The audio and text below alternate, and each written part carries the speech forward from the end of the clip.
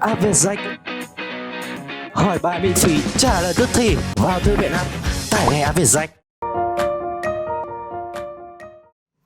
Hello everyone and welcome back to Unit 7 of English 8. In this lesson, you're going to study the part A Closer Look To. Chào mừng các em đã quay lại với lớp 7 của tiếng Anh 8. Trong bài học ngày hôm nay, chúng mình sẽ học phần A Closer Look To nhé. And you can see in A Closer Look To, we're going to focus the most on the grammar point. We're going to review the conditional sentence type 1 and we're going to learn the conditional sentence type 2.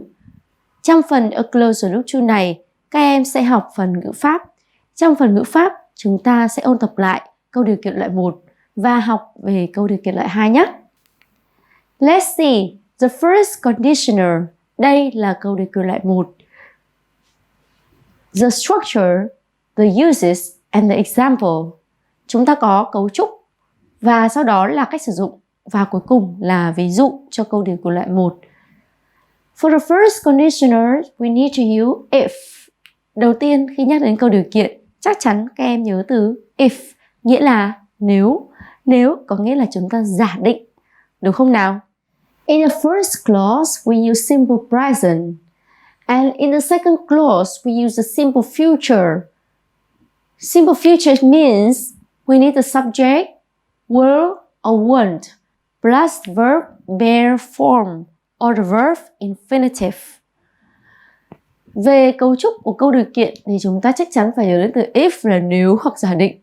Ở cái về if đó, động từ các em sẽ chia ở hiện tại đơn. Còn với còn lại chúng ta sẽ chia ở tương lai đơn với will, want. Và sau will or want, ở đây chính là viết tắt của từ will not. Các em sẽ cộng động từ nguyên thể, được không nào? Và cách sử dụng thì sao? First conditional is used to talk about the possibilities in the present or in the future. Cách sử dụng của điều kiện loại 1 để nói về những cái khả năng có thể xảy ra ở hiện tại hoặc là tương lai. Example here. If it rains, I will stay at home. Nếu trời mưa thì tớ sẽ ở nhà, đúng không ạ? Đây chính là một cái possibilities, là một cái giả định. Nó có thể xảy ra ở hiện tại hoặc là trong tương lai. Đơn giản là nếu trời mưa thì tôi nói về một khả năng, đó là tôi có thể sẽ ở nhà. Về if này, động từ rains được chia thêm s, đấy là hiện tại đơn, đúng không ạ? Và vế còn lại chúng ta sử dụng will cộng động từ nguyên thể stay.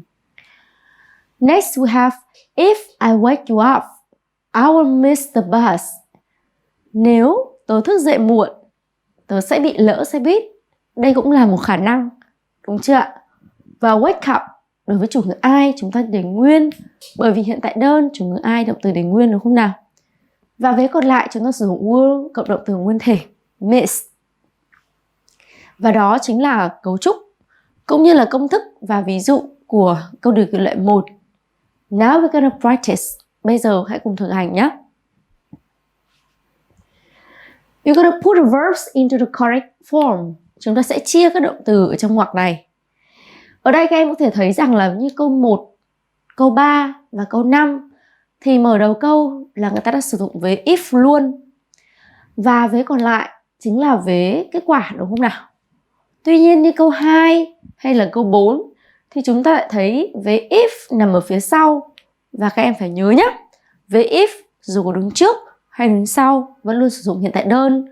Còn vế còn lại thì chúng ta sử dụng tương lai đơn với will hoặc là want. Đằng sau will hoặc là want sẽ là động từ nguyên thể. Bây giờ chúng mình sẽ cùng chia nào. Number 1. If we recycle more, we'll have the earth. Nếu chúng ta tái chế nhiều hơn, chúng ta sẽ giúp đỡ được trái đất, đúng không ạ? So number 1, it must be recycle.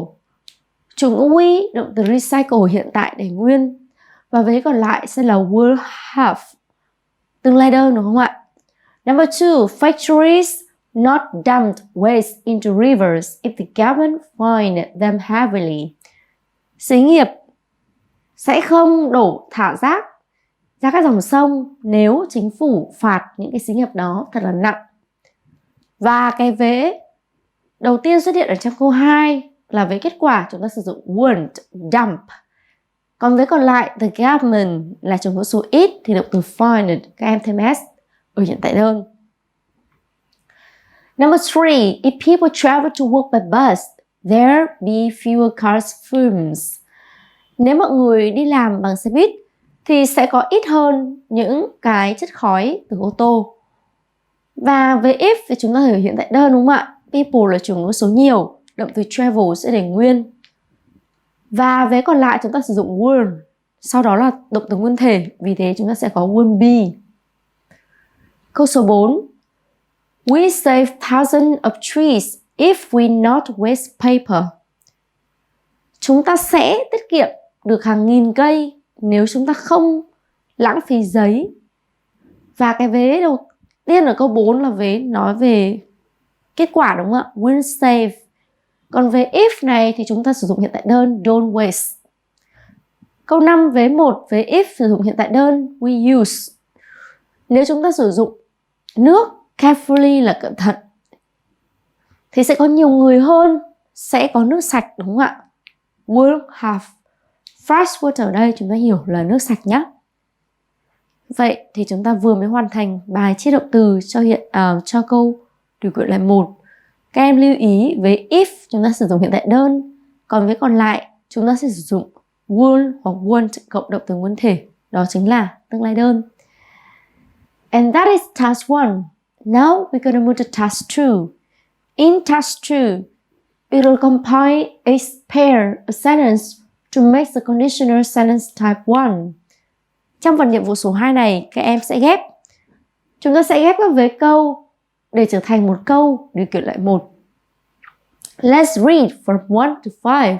Hãy cùng đọc từ số 1 đến số 5 nhé. 1. Students are more aware of protecting the environment. Teachers teach environmental issues at school. Học sinh sẽ nhận thức hơn về việc bảo vệ môi trường. Giáo viên dạy những cái vấn đề môi trường ở trường.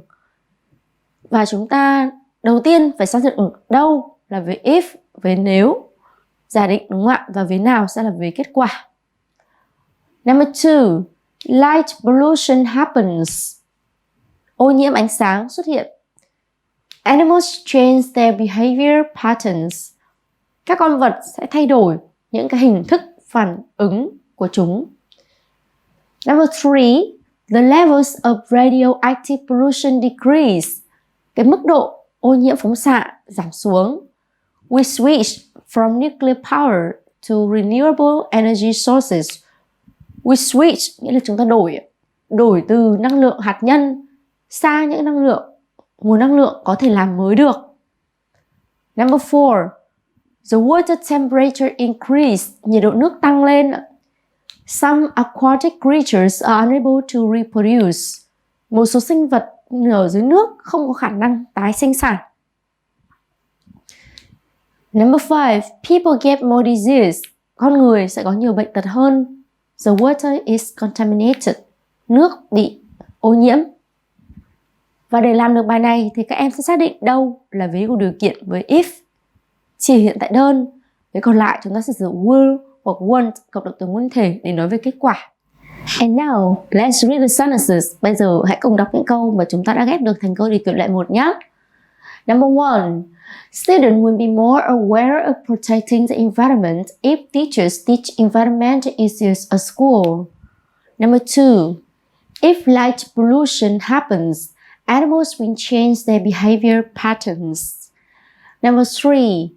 If we switch from nuclear power to renewable energy sources, the levels of radioactive pollution will decrease.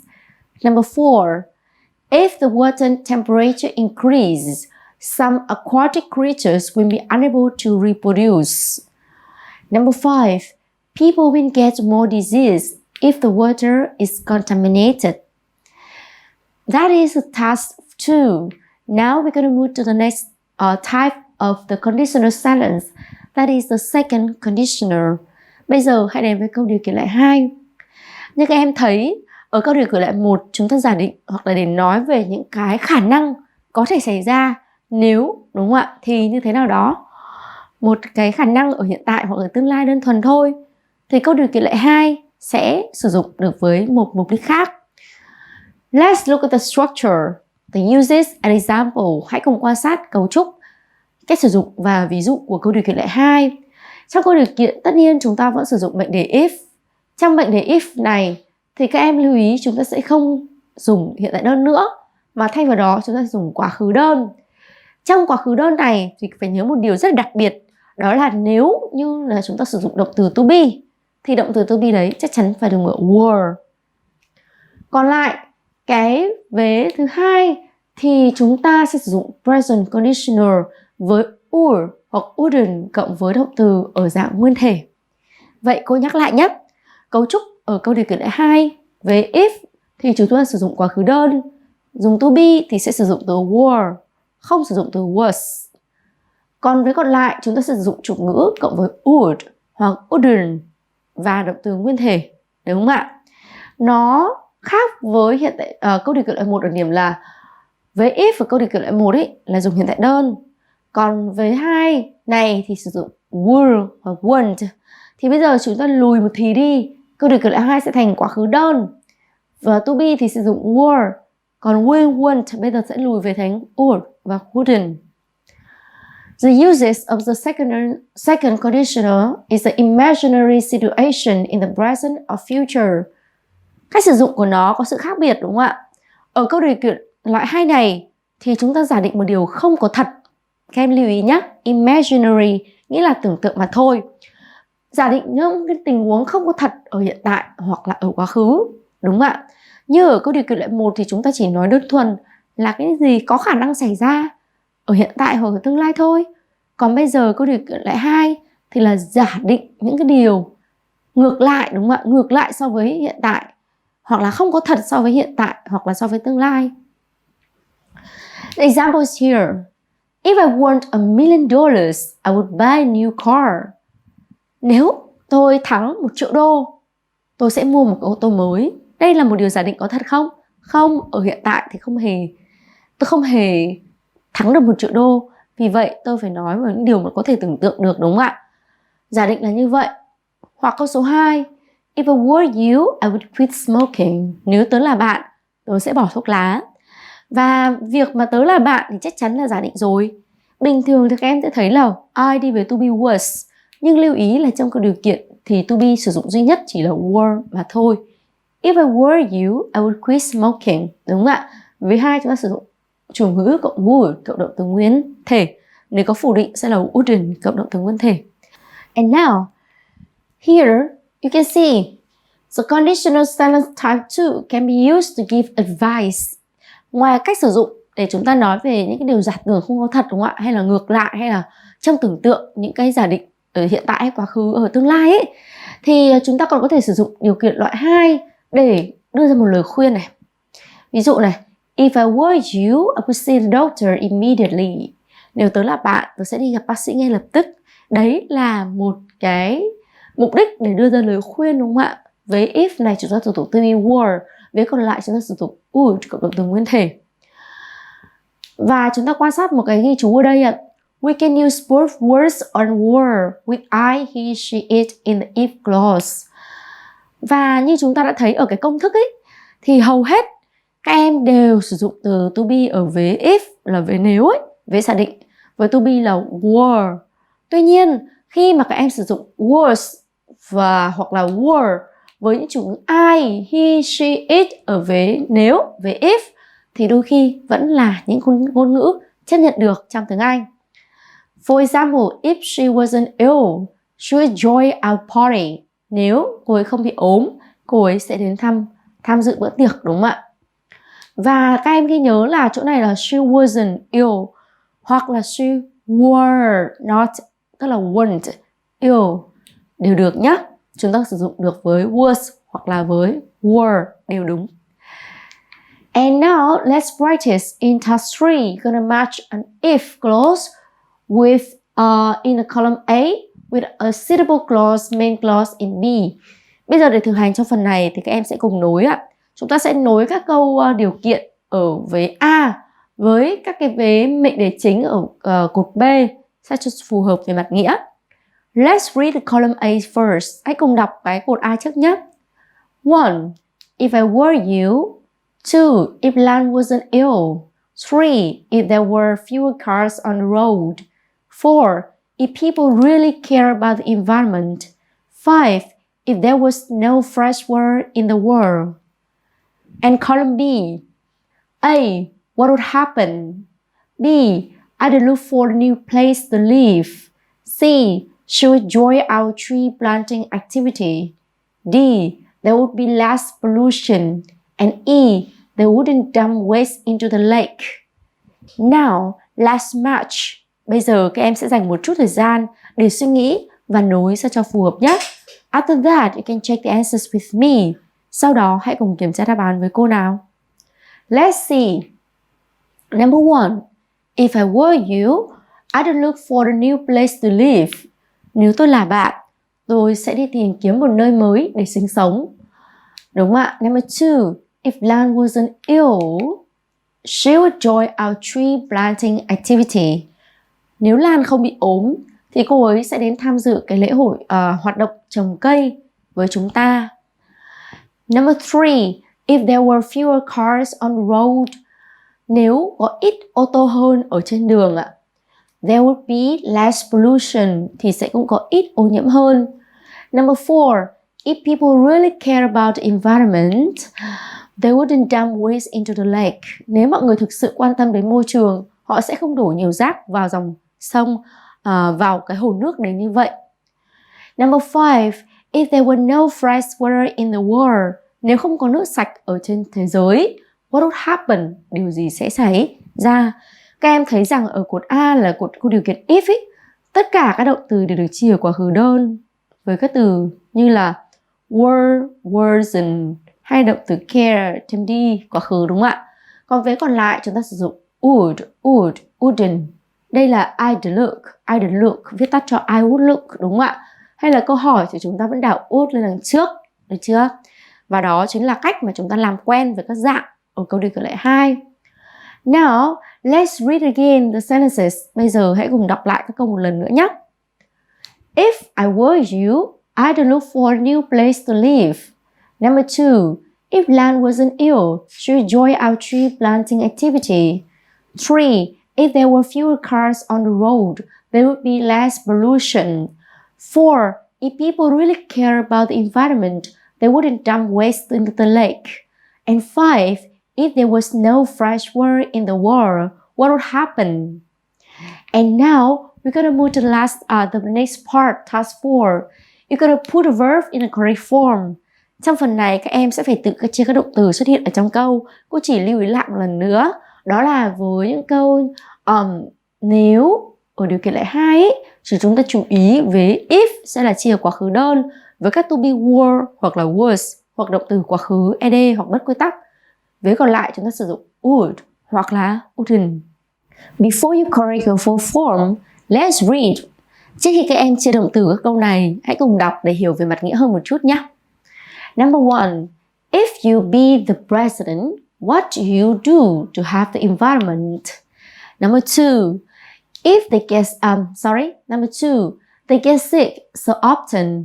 If they exercise more, they be healthier. Number 3. If I have $1 million, I build more parks in our city. Number 4. Ngok's mother is unhappy. If Ngok's tidy her room every day, her mother not be so upset. And 5. There isn't a garden in our house. If there be, we grow vegetables. And now, let's spend some time to think and write. Các em hãy dành một chút thời gian để suy nghĩ.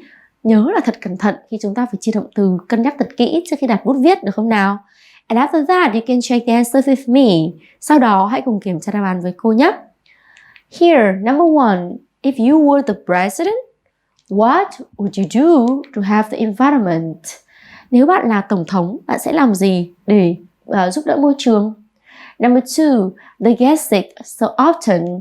If they exercise more, they would be healthier. Họ bị ốm thường xuyên lắm.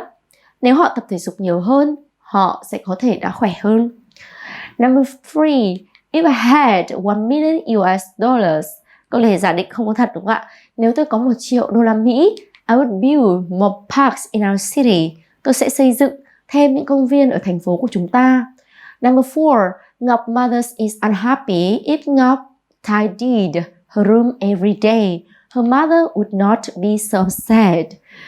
Mẹ của Ngọc rất là không vui. Nếu Ngọc đã dọn dẹp cái căn phòng đó hàng ngày thì có lẽ mẹ của bạn ấy sẽ không buồn đến như vậy. Upset đây chính là buồn nhé.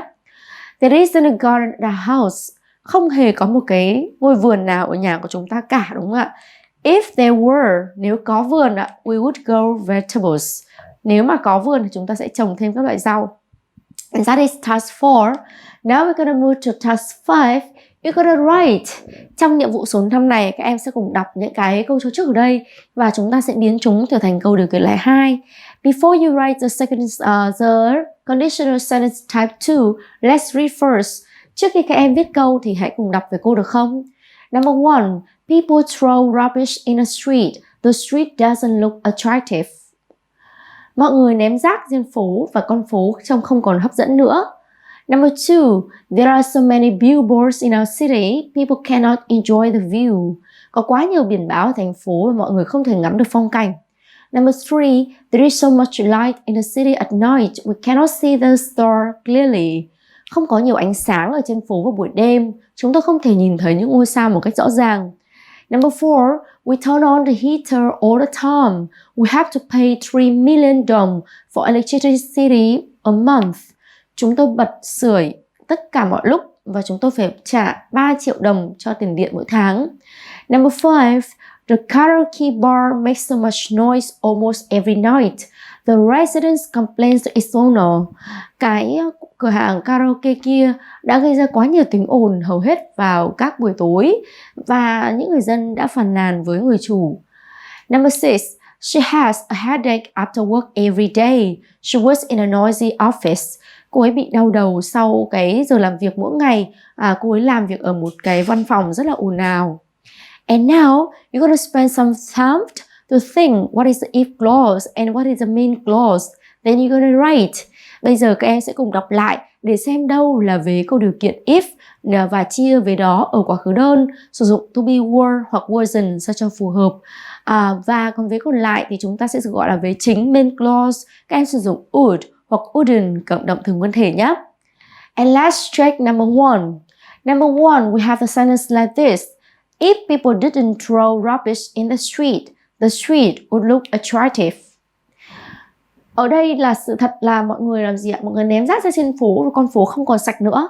Thì chúng ta giả định một điều không có thật, đó là ngược lại với hiện tại, đúng không ạ? Đó là nếu mọi người đã không ném rác ra phố thì con phố sẽ trông đẹp hơn. Phủ định ở quá khứ chính là didn't cộng động từ nguyên thể nhé. Next, there are so many billboards. Có quá nhiều biển quảng cáo đúng không ạ? Vậy bây giờ chúng ta hãy giả định ngược lại đi. Đó là nếu Nếu không có nhiều biển quảng cáo đến vậy và chúng ta sử dụng câu điều kiện lại 2. If there weren't so many billboards in our city, people could enjoy the view. Ở đây cô bình thường chúng ta sử dụng would đúng không ạ? Ở vế 2, nhưng đôi khi các em vẫn có thể sử dụng could. Đặc biệt là ở đây cô thấy họ sử dụng cannot thì cô hoàn toàn có thể chuyển sang từ could, cũng là một dấu hiệu mà chúng ta có thể sử dụng được trong câu điều kiện lại 2. There is so much light in the city. Có quá nhiều ánh đèn ở trên phố. Vậy bây giờ chúng ta sẽ giả định một điều chúng ta tưởng tượng đi, đó là không có nhiều ánh đèn như vậy. If there wasn't so much light in our city at night, we could see the star clearly. Nếu không có ánh đèn nhiều như vậy, đúng không ạ? Thì chúng ta vẫn có thể nhìn thấy những ngôi sao sáng rõ.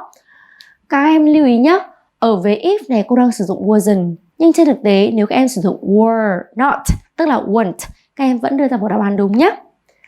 Number 4, we turn on the heater all the time. Chúng ta bật đèn, bật sưởi tất cả mọi lúc đúng không ạ?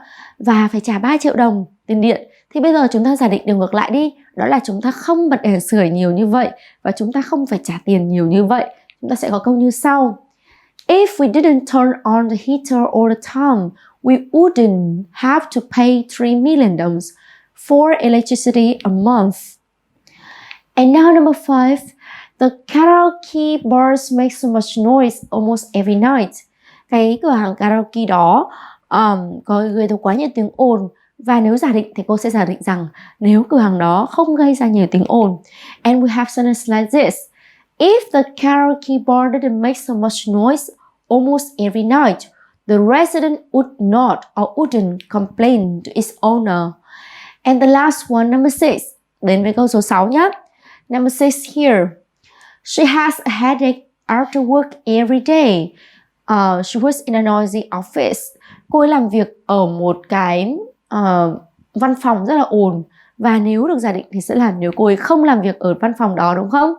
If she didn't work in a noisy office, she wouldn't have a headache after work every day. And that is all about the first conditional sentence and the second conditional sentence. And that's bring me to the end of lesson.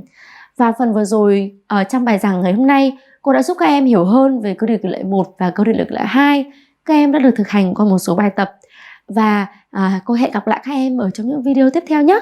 Goodbye, see you. Khóa học VietJack, sự lựa chọn của hàng triệu phụ huynh và học sinh. Trải nghiệm ngay khóa học của VietJack.